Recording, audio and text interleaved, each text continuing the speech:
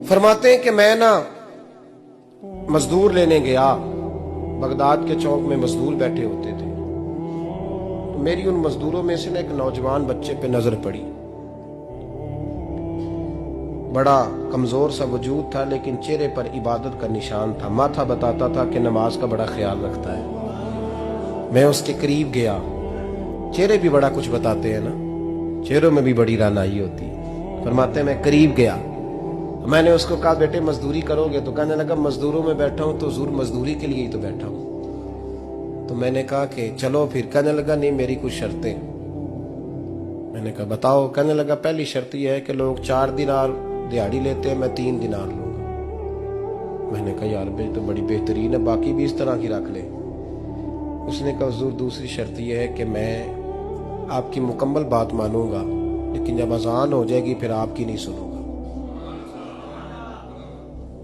तीसरी बात उसने ये की कि हुजूर मैं आपके घर में काम करूंगा पर आपके किसी सवाल का जवाब नहीं दूंगा। कहते मैंने कहा यार तू बड़ा अजीब है, शर्तें तो मालिकों की होती हैं। कहने लगा जी बहरहाल मैं शर्तें लगा के जाता हूँ। फरमाते मैं उसे घर ले आया।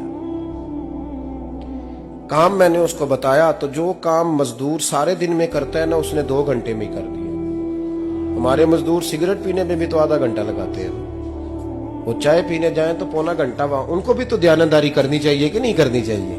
ने मुआहदा किया है ना जी, तो पूरा उतरना चाहिए ना।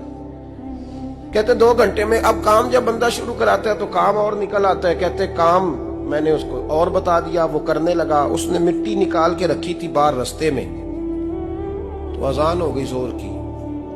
उसने वहीं कुदाल छोड़ी कही और चलने लगा। तो मेरा बेटा कहने लगा इसको जरा बराबर कर दो। कहने लगे चुप कर जा, तेरे बाप से बात हुई थी।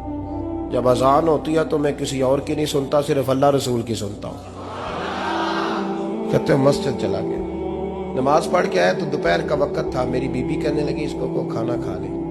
कहते हमने कहा खाना खा लो, तो कहने लगा मैंने रोजा रखा हुआ, रमजान भी नहीं था, नफली रोजा रखा हुआ।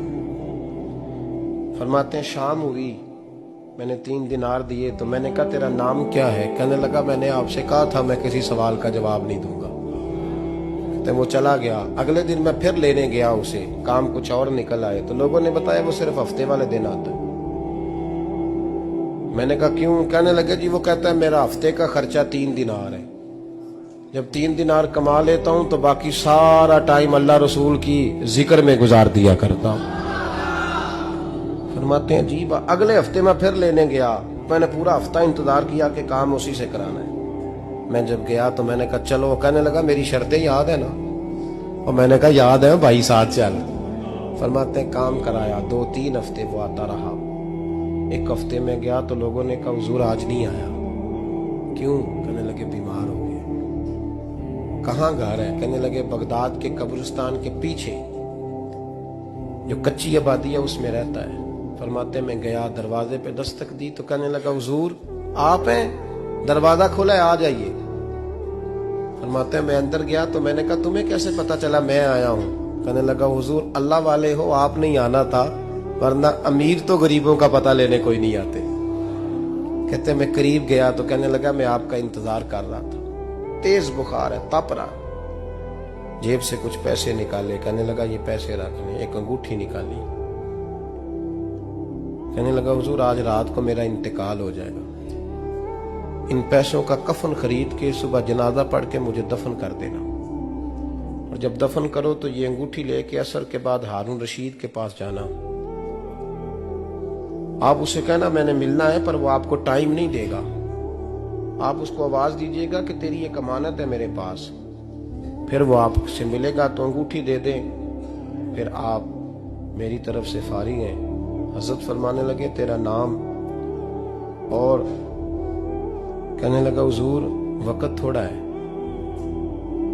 आज रात मैंने जाना है, बड़ी लंबी माफी मांगनी है रब करीम से, अगर मुनासिब समझे तो मुझे अपने रब से तन्हाई कर दे। फरमाते हैं मैं आ गया, पर उसकी बातों ने मुझे सारी रात सोने नहीं दिया। फरमाते सुबह बड़ी मुश्किल से सूरज निकला। मैं गया, दरवाजे पे हाथ रखा तो दरवाजा खुला हुआ था। अंदर दाखिल हुआ तो खुशबुएं मेरा इस्तकबाल कर रही थी। जब चेहरे से कपड़ा हटाया तो उसका तो इंतकाल हो चुका। इंतकाल हो चुका है, ऐसे जैसे किसी का दीदार करके सोया। कहते मैं तो 2 आदमी ले गया था जनाजे पे, पर पता नहीं दुनिया किधर किधर से आई, कहां कहां से। अखा जदों मीटियां जमाना मैनू रोवेगा, अपना ते अपना बेगाना मैनू रोवेगा। फरमाते हैं मैं तो 2 बंदे ले गया था, पर पता नहीं मखलूक कहां कहां से आई। जनाजा पड़ा, दफन किया।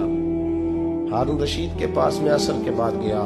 मैंने बुलाना चाहा, पर बादशाह था, मेरी तरफ देखा ही नहीं। मैंने उसको कहा तेरी एक अमानत मेरे पास है। फरमाते हैं वो मुझे कोने पे ले गया। क्या बात है? कमरे में बुलाया, मैंने अंगूठी दी। हारून रशीद तो चीखे मारने लगा, कहने लगा अंगूठी वाला कहाँ है? मैंने कहा वो तो इंतकाल कर गया। कहने लगा मुझे कब्र पे ले चल। कहते मैं कब्र पे लाया तो वो लेट गया, तड़प के रोने लगा। मैंने कहा मेरा कलेजा फट जाएगा, ना उसने कुछ बताया ना तूने बताया, ये कौन था? तो हारून रशीद कहने लगा ये मेरा बेटा था। मैंने कहा तेरा बेटा और मजदूर? कहने लगा हुजूर ये हजरत दाऊद ताई के पास बैठा करता था, उनका मुरीद था। मुझे रोज कहता था अब्बा तूने बड़ी दुनिया इकट्ठी कर ली है, मरते वक्त तुझसे टांगे समेटी नहीं जाएंगी, इतना हिसाब नहीं तू दे सकेगा। मैं इसको समझा देता, इसकी अम्मा समझा देती। ये रोज हमें कहता छोड़ दो, आ जाओ अल्लाह रसूल की बारगाह में झुक जाएं। हम समझ। एक दिन ये चला गया, कहने लगा फिर तुम्हारा रास्ता और है और मेरा रास्ता और है। ये सोने की अंगूठी गलती से इसके पास रह गई, गलती से हीरे की अंगूठी चली गई। कहने लगा देखो मेरे बेटे ने आज वो भी वापस कर दी है।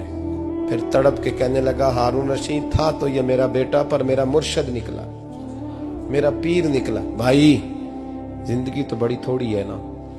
बाबा साहब ने कहा था उठ फरीदा सुत्या, और दाढ़ी आ गया पूर, अग्गा नेड़े आ गई, पिछा रह गया दूर। उठ फरीदा सुत्या, खलकत वेखन जा, मते कोई मिल जाई बख्शिया ते तू ही बख्शिया जा। उठ फरीदा सुत्या, झाड़ू दे मसीत, तू सुते रब जागदा, तेरी डाडे नाल परीत। मेरा रब हमें भी अपनी बारगाह में कबूल